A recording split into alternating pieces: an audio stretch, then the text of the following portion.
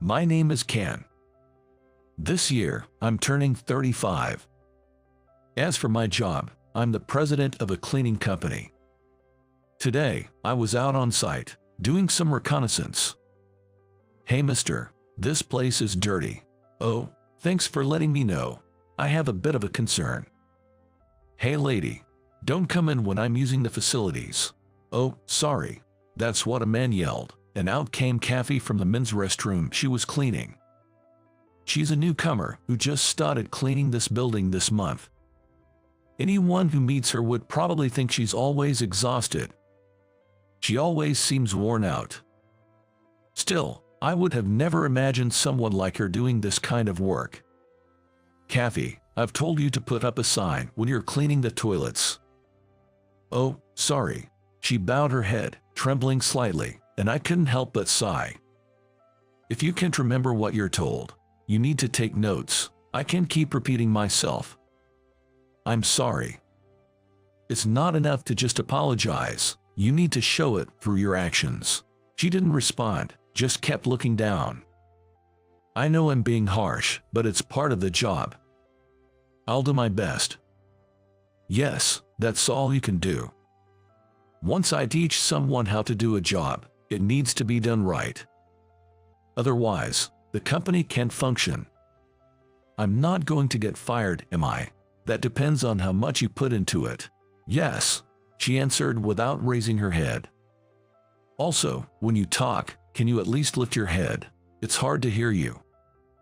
Oh, sorry. You don't need to apologize for that. Yes, sorry. See, you're apologizing again. You're right.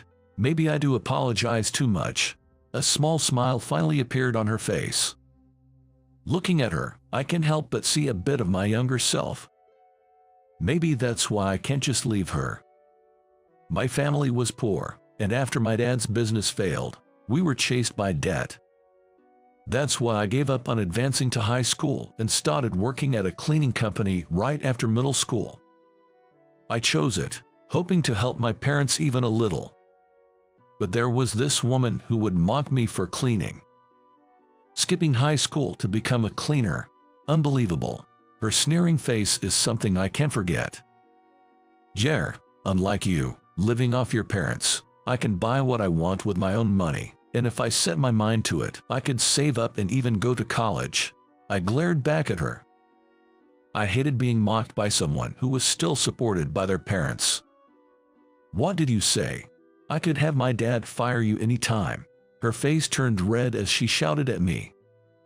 Yeah, and then the company would get a bad rep for letting an employee go just because of a daughter's tantrum. Come on, why do you have to be so cheeky? Remember this. She stormed off like that for the day. Looking back now, she might have been taking out her irritation on me, the irritation of her parents pushing and giving her all sorts of things. But that was just a mature lashing out. Yet, decades later, I can painfully relate to how she felt. I, too, had been living while suppressing the urge to lash out my irritations on someone else. And yet, without being harsh to others, I somehow managed to get by up to this point. Maybe that's why I couldn't forgive her even more. A few days later, Kathy, who had been working without any absences, suddenly took a day off from work. When I asked the manager what happened, he replied, "She's quitting, I'm afraid. She just told us yesterday. It was sudden, and I apologize." No way. Hearing that she quit out of the blue, my mind went blank. Remembering how Kathy had tried her best despite all the warnings, I couldn't stay put and found myself heading to her house. "Are you sure you're okay?" "I'm fine. I'll be back in about 30 minutes. I told the driver and got out of the car. The place I was looking for was Kathy's apartment complex. To put it kindly, it wasn't pretty. Who would have thought that she, originally the daughter of the president, would be living in a place like this? Is it really okay for her to quit her job? My concern slipped out as a murmur. "Yes, this is Kathy." I rang the doorbell, and a worn-out-looking Kathy opened the door with a vacant expression. She was startled to see me in my designer suit. "Ken, is that you? Wait, what's with the outfit?" In that moment, her face clouded over rapidly. "Are you here to mock me?" It was she who used to sneer at me when she used to lead a rich life as the president's daughter. Her face, about to cry, turned towards me. "No, I'm just worried about you, Kathy." I gave her a gentle smile. "Worried? Are you satisfied to see how poor and fallen I've become?" "That's not what I think at all." At my words, tears started to overflow from her eyes. Covering her face with her hands, she sobbed, "I'm sorry. I've only just realized how awful I was to you. I don't even know how to apologize. Why did you suddenly quit your job?" The day service system I was using changed, and the number of days I can use a helper has decreased. So I decided to switch to a job I can do from home. She explained her current situation to me. Apparently, her mother needed care, and she had been working while getting help from the city's caregivers. Due to changes in the system, the caregiver was no longer as available, so she had to change her way of working. "I see. I thought you had just grown tired of the job." "I'm not in any position to be saying such things. I'm just grateful to have been hired. I never would have guessed you were the president of the company." She concluded her words with. She glanced at the sliding door across the room, behind which her mother, who was under her care, seemed to be sleeping. The room was tidy, but perhaps due to lack of time, the dust was noticeable. "I never imagined I'd end up living like this," she said with a wry smile. "And yet, Ken, you've gone and done the exact opposite, becoming the president of a company. I'm genuinely shocked." Her words made my heart twinge.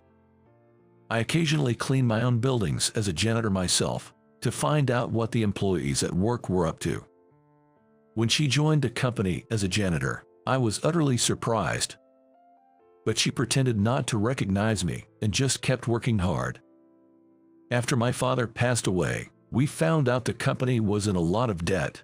It ended up in someone else's hands, and my mother worked herself to the bone trying to pay off the remaining debts until she became bedridden. When things got tough, not a single friend from my student days, when I took advantage of my father's power and did as I pleased, came to help me. Instead, they all drifted away, and I ended up all alone. You were the only one who helped me, Ken." She said this with a bitter smile.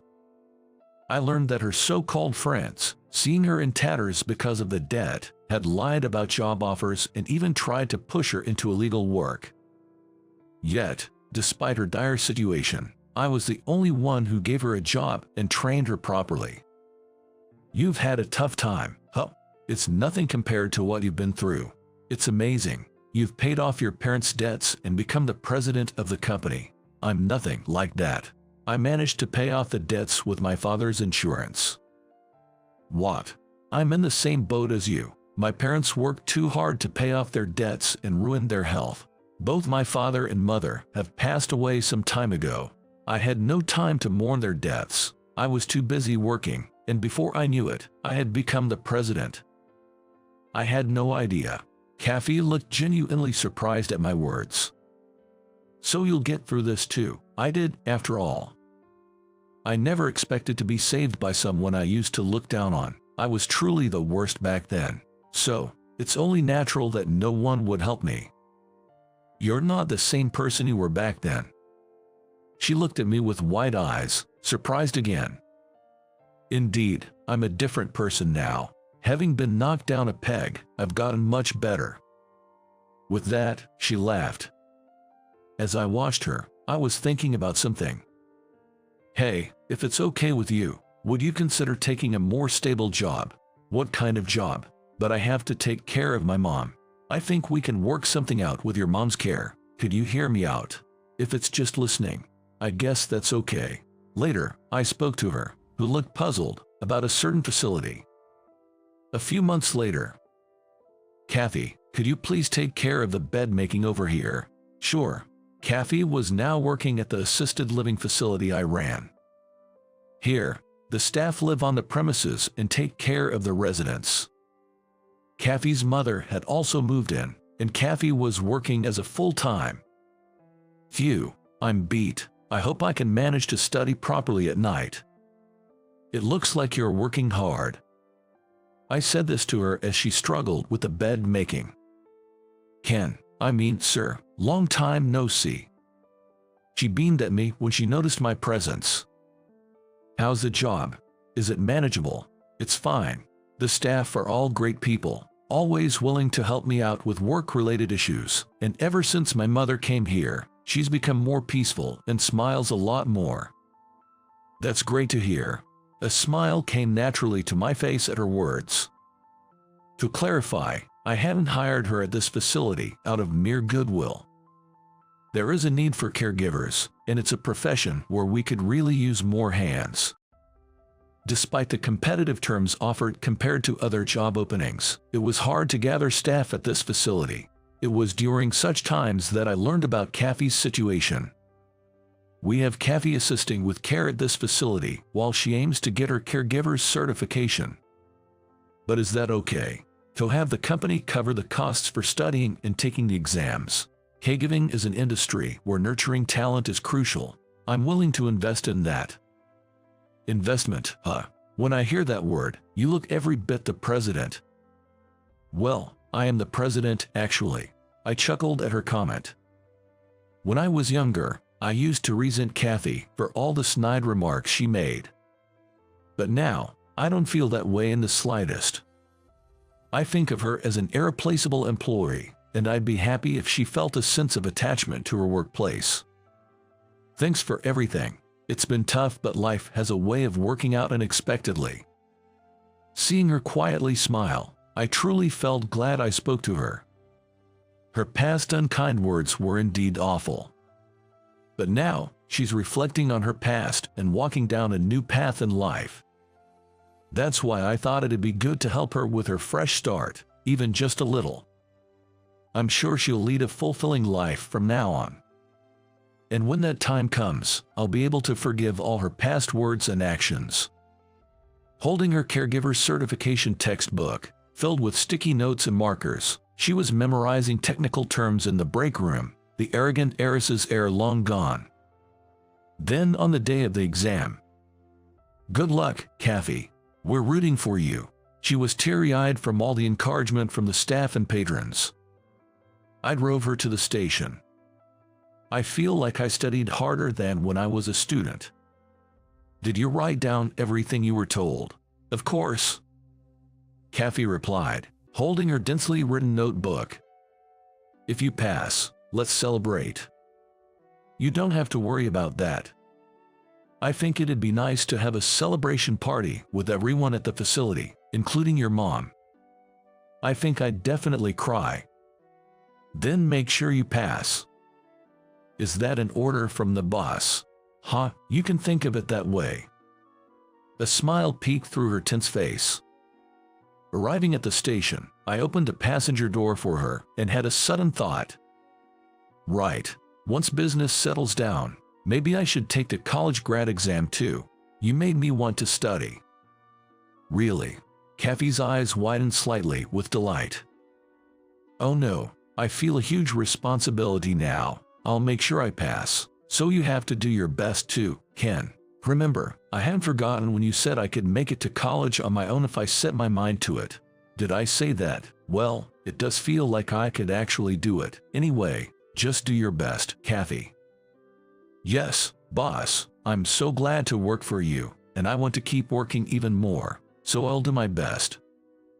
With that, Kathy headed for the station. A completely different look from her usual tired one.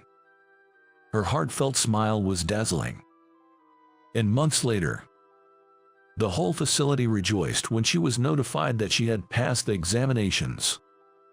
Kathy, receiving bouquets from everyone at the celebration party, no longer had the timid and tired expression from her cleaning days. And now, I am studying for my college degree while running the company. It's not just her changing, I'm changing too. Realizing this, I also realized the significance of her presence. Once I pass this exam, maybe it's time to move our relationship forward a bit. Thinking about this, I'm working hard at studying and my job today.